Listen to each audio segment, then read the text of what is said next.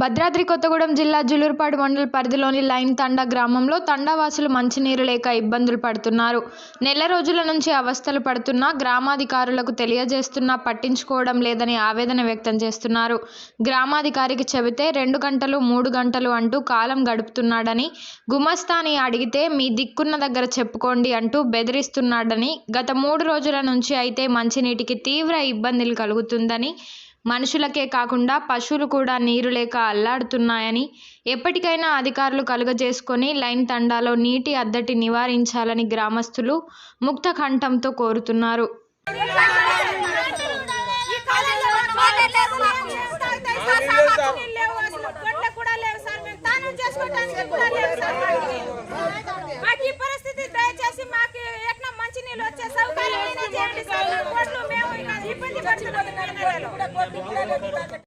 నీళ్ళు ఉండలేదు తీసుకొచ్చి నాని మీద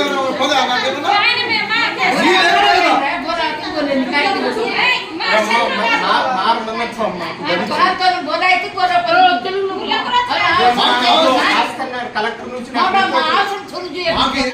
తీసుకొచ్చి ఆ బిల్లులో చూడండి సార్ ఎన్ని రోజులు తీసుకొని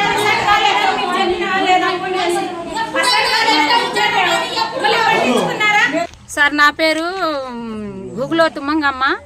అయితే ఈ తండలో నీళ్ళు రావట్లేదు సార్. మా పంచాయతీకి నీళ్లు కావాలంటే మీకు 2 గంటలకు వస్తాయి, 3 గంటలకు వస్తాయని ఇప్పుడు నెల రోజుల నుంచి మాకు నీళ్ళు అవకాశం లేదు సార్. ఇక 3 రోజుల నుంచి అసలు తాగటానికి కూడా నీళ్ళు లేవు సార్.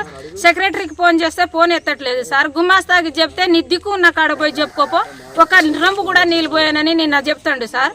ఇక మాకు దయచేసి మాకు ఆడోళ్ళ పరిస్థితులు మీరు అర్థం చేసుకొని మాకు నీళ్ళైతే ఇప్పించండి సార్.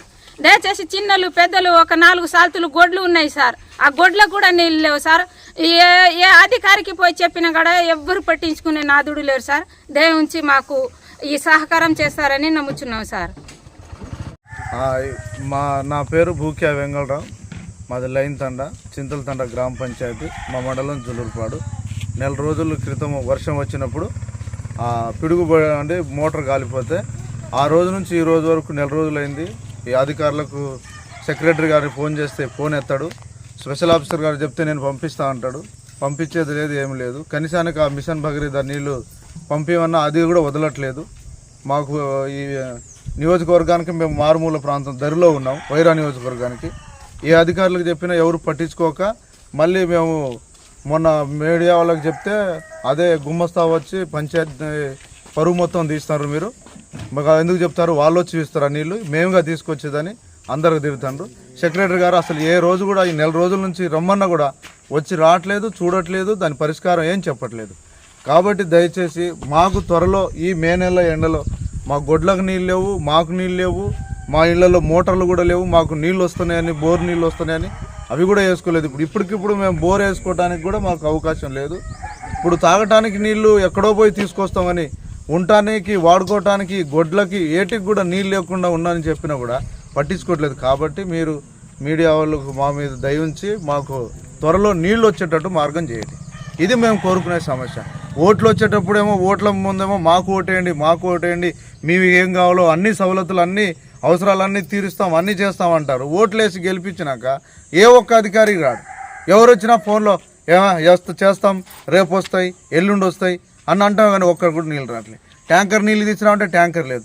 పోనీ పంచాయతీలో ఉన్న చెత్త ఎత్తడానికి ట్రాక్టర్ కూడా రావట్లేదు, గుమ్మస్తాలు కూడా రావట్లేదు. ఎక్కడ చెత్త అక్కడనే ఉన్నది, ఎక్కడ నీటి కాలం అక్కడ ఆడనే ఉన్న పాడుబడ్డ ఊరైనట్టు అవుతుంది.